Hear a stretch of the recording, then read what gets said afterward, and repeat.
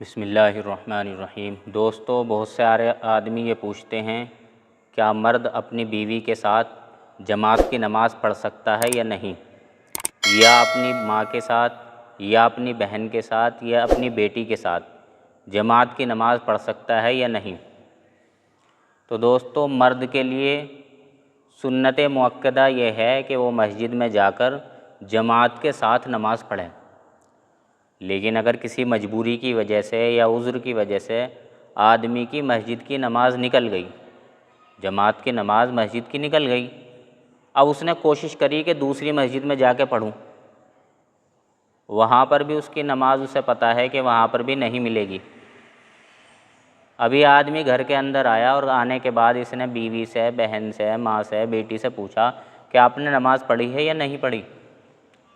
وہ اسے جواب دیں کہ بھئی ہم نے تو نماز نہیں پڑھی۔ تو اب یہ آدمی اس کو چاہیے کہ ان کے ساتھ اپنی جماعت کی نماز پڑھ لے۔ اس کا کیا طریقہ ہے؟ اس کا طریقہ یہ ہے کہ آدمی آگے کھڑا ہو جائے اور پچھلی صف میں اپنی بیوی ہو، بہن ہو، بیٹی ہو، ماں ہو، اس کو پچھلی صف میں کھڑا کر لے، اور کھڑا کرنے کے بعد تھوڑا سا پیچھے کو ہو اور تکبیر بھی یہ خود ہی پڑھے، ان سے تکبیر نہ پڑھوائے۔